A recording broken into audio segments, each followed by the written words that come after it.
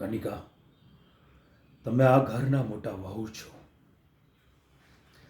ગૌતમના ગયા બાદ તમે આ બાપને એક દીકરીની જેમ સાચવ્યો છે.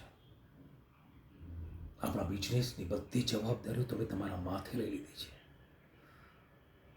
નલિની ગયા બાદ તમે આ ઘરને એક તાતણે બાંધી રાખ્યું છે. આમાં પ્રાઉડ ઓફ યુ બેટા, પ્રાઉડ ઓફ યુ. મને આરામની ચિંતા નથી, મને વિહાનની ચિંતા છે. કારણ કે તમને ખબર છે કે વિહાન એક હદ પછી મારી સાથે મન ખોલતું નથી.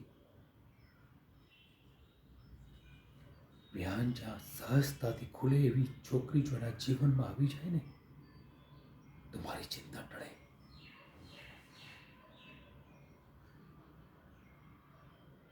હું એટલો કઈ જલ્દી મરવાનો નથી.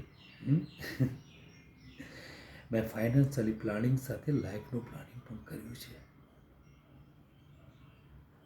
મારે મારી પોઝિશનમાંથી એક સ્ટેપ આગળ જવું છે. મારે દાદા બનવું છે.